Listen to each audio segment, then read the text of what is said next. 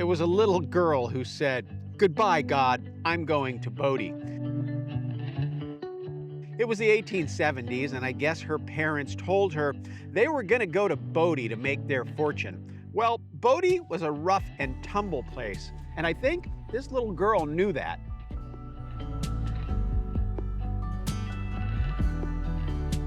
I went to Bodie a few years ago with my wife, and I've always wanted to go back. Bodie is a place where people came desperate for a better life, and they didn't necessarily get that. They didn't get what they were promised, but for a short time, this was a thriving California mining town. So I'm going to Bodie. I'm gonna hop in the van here. It's about a 6-hour drive from where I am, 300 miles or so. I'm gonna head due east across California over the Sonora Pass in the Sierra Nevada mountains. It's the second highest pass over the Sierra. And I'm gonna hope I beat the storm. But apparently there might be some snow up there, and I wanna make sure I beat it.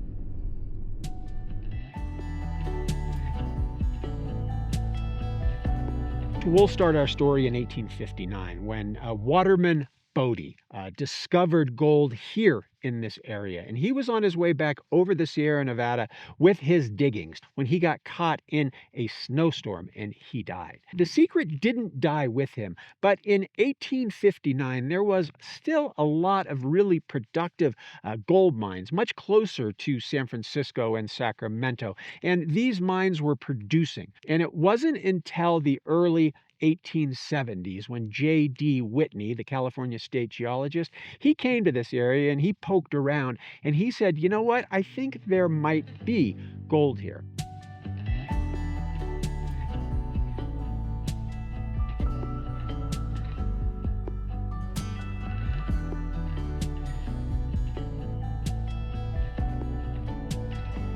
And when this place was booming at its peak, they had 22 separate mines going to try and extract the gold. Now, not every one of those mines were a winner, but every one of those mines had miners working it. And what did those workers do when they got their paychecks? Well, they blew off steam. At its peak, they say there were 65 saloons here in town, and there were countless houses of ill repute. There were gunfights and there were deaths and there were fights, and it was a frontier town. It was a mining town. And these men who were stumbling around town, maybe drunk, maybe bloodied from a fight, I just can't imagine how desperate they were and what their lives were like. They came a long way to this town to try and make their stake and become rich. And so few of them did.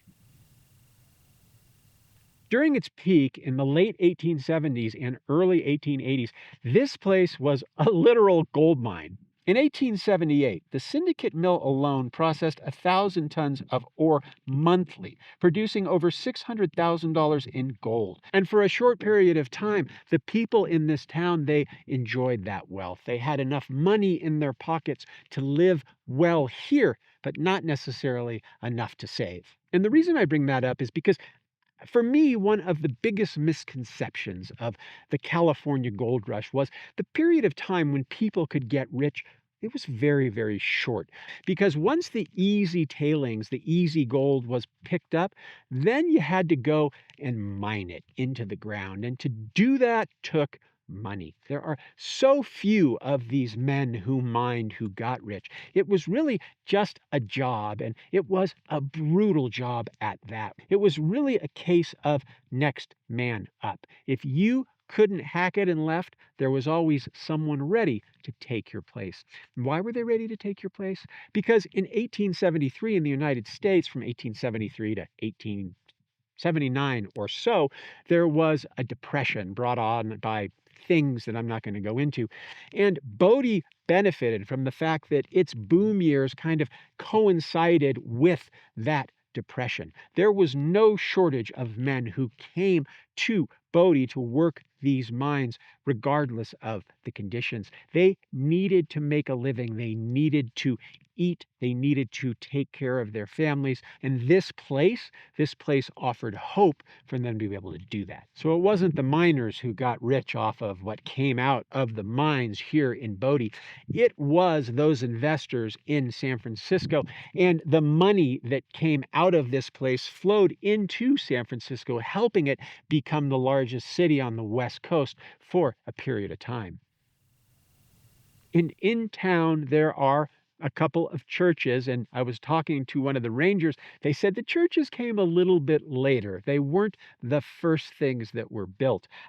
Reverend F.M. Warrington apparently was a minister who famously described Bodie, California during its mining boom as a sea of sin lashed by the tempest of lust and passion. That was his read on the situation in 1881, and he probably just looked out the church on Sunday and saw these miners rolling around fighting, half drunk, coming out of the cat houses, and he's like, okay, we may have churches, but not all of these guys are coming to church. And Bodie's reputation as a rough and tumble place, it was well earned. And then there are the women who came to Bodie. There were a few of them who came as wives, and there were lots who came as prostitutes. But being a woman in this town must have been incredibly difficult. Let's talk about one woman in particular, and that woman is Rosa May. Now, the story goes Rosa May was a prostitute here in Bodie. And it was during one of the epidemics that ran through town, killing miners. I mean, everyone was packed in here, so when things happened, it could spread really quickly. Well, Rosa May selflessly, she cared for these miners. She put her health at risk and nursed a lot of these miners back to good health.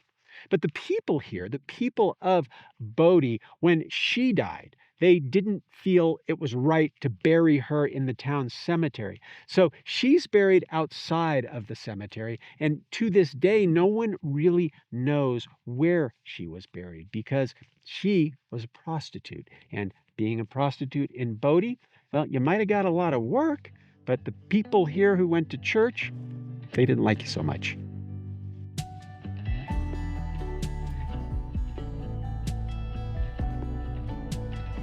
Now, as quickly as Bodie boomed, it was that quick that it went bust. It was in the early 1880s when things really started to slow down. People left the area, and it became harder and harder to pull that gold from the ground. One of the men who stayed behind and clung to fading hopes was James S. Kane. Now, James Kane was a resourceful businessman, and he managed to thrive in Bodie despite the decline, operating a lumber mill and later acquiring many of the town's properties. The Kane family is one of the only families, an individual who was here in Bodie that I could find who did really well. He stands alone as someone who was successful here in Bodie and was able to pass wealth forward to his family. And it was his son, Andrew, who 50 or 60 years later really got the ball rolling on this place becoming a state park.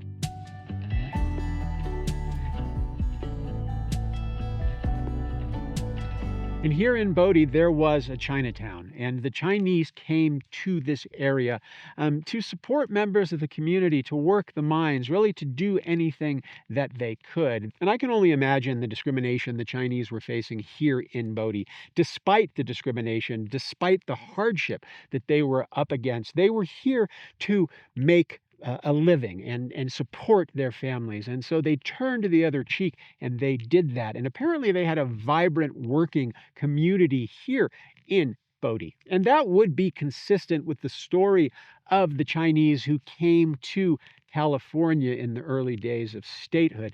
There was so much opportunity here, and Bodie was no different, that when men were needed and there was a shortage of men, they brought in the Chinese, and the Chinese consistently showed that they were here to do the hard work, that they showed up, they worked hard, and they earned whatever wages were given to them.